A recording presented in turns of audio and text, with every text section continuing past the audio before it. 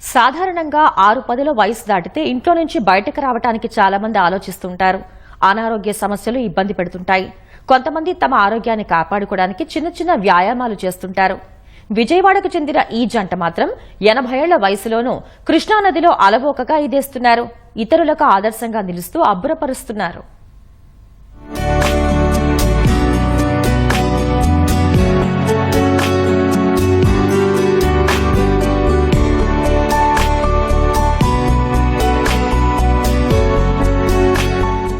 Sonu vision వ్యవస్థాపకుడైన విజయవాడకు చెందిన పొట్లూరి జనార్దనమూర్తి వయస్సు 87 సంవత్సరాలు. ఆయన సతీమణి వయస్సు 84 సంవత్సరాలు. అయితే 8 పతుల వయస్సులోనూ ఉత్సాహంగా ఈ వృద్ధ జంట ఈతలో సత్తా చాటుతున్నారు. ఆరోగ్యం కోసం ప్రారంభించిన ఈత అలవాటుగా మారి అద్భుతాలు సృష్టించేలా చేసింది. ఈతలో ప్రావీణ్యం సంపాదించిన జనార్దనమూర్తి 9 సార్లు కృష్ణానదిని దాటారు. ఇప్పుడు కొత్తగా డైవింగ్ ప్రారంభించి కృష్ణానదిలోకి దూకుతున్నారు. వర్టికల్ స్విమ్మింగ్ తోనూ అందరినీ ఆశ్చర్యపరుస్తున్నారు. రోజు ఈత సాధన చేస్తే ఎలాంటి అనారోగ్య సమస్యలు రావని, వైద్యులు మందుల అవసరం లేకుండా జీవించొచ్చని ఆయన అంటున్నారు.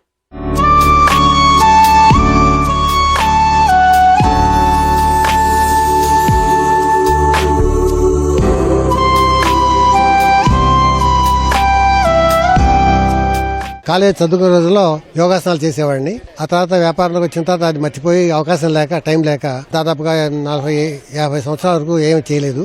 ముందు షటిల్ బ్యాడ్మింటన్ ఆడాను. కొన్నాళ్ళు ఆడేసరికి మోకాళ్ళ నొప్పులు వస్తాయన్న సూచనలు రాగానే వాకింగ్కి వెళ్ళాను. అలా కొన్నాళ్ళు అయిన తర్వాత సైక్లింగ్ మొదలు పెట్టాను. అది 80 సంవత్సరాల వయసులో.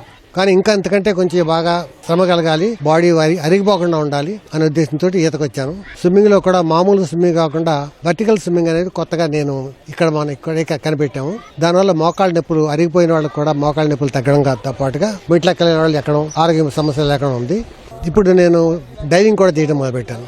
జనార్దనమూర్తి బాటలో నడుస్తున్నారు ఆయన సతీమణి విజయలక్ష్మి. 84 ఏళ్ల వయస్సులోనూ ఈత నేర్చుకుని గతేడాది కృష్ణానదిని ఈదారు. మొదట్లో భయం వేసినా భర్త ప్రోత్సాహం, ఇతరులు ధైర్యం చెప్పడంతో తాను ఈ ఘనత సాధించారని విజయలక్ష్మి తెలిపారు. పురుషులతో పోల్చుకుంటే మహిళలు ఎందులోనూ తక్కువ కాదని, ఇంట్లో పనిచేసుకునే గృహిణులు ఈతతో ఆరోగ్యాన్ని పొందొచ్చని ఆమె సూచిస్తున్నారు. భవిష్యత్తులో మరిన్ని పోటీల్లో పాల్గొని బహుమతులు సాధిస్తానని విజయలక్ష్మి ధీమా వ్యక్తం చేశారు.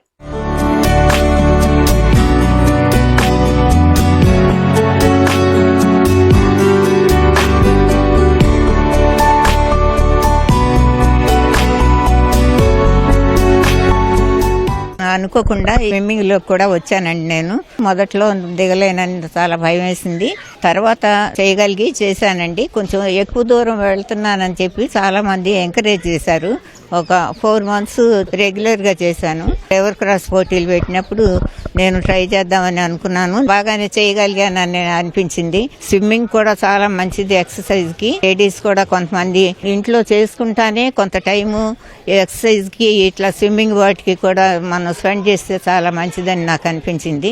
స్విమ్మింగ్ చేసిన తర్వాత హెల్త్ బాగా ఇంప్రూవ్ అయిందండి. విజయవాడ సమీపంలోని ఉండవల్లిలో ఉన్న ఆక్వా డెవిల్స్ క్లబ్ లో 80 ఏళ్లకు పైగా వయసున్నవారు 10 మంది వరకు ఉన్నారు. వీరంతా ఉదయాన్నే కృష్ణానది వద్దకు చేరుకుని కొంతసేపు వ్యాయామం చేసి ఈత ప్రారంభిస్తారు. దాదాపు గంట పాటు నదిలో ఈదుతూ ఆరోగ్యాన్ని పెంపొందించుకుంటామని క్లబ్ సభ్యులు తెలిపారు.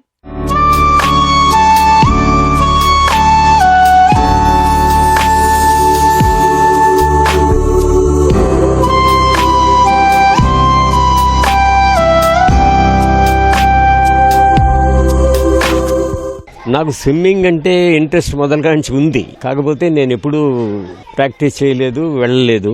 2019లో విజయవాడకు మారాను.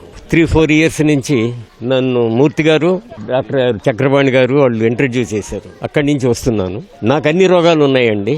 నేను ఇప్పుడు ఇక్కడికి రావటం వాకింగ్ కంటే ఇది బెటర్ ఎక్సర్సైజ్ అనే ఉద్దేశంతో ఇక్కడికి వస్తున్నా. 1.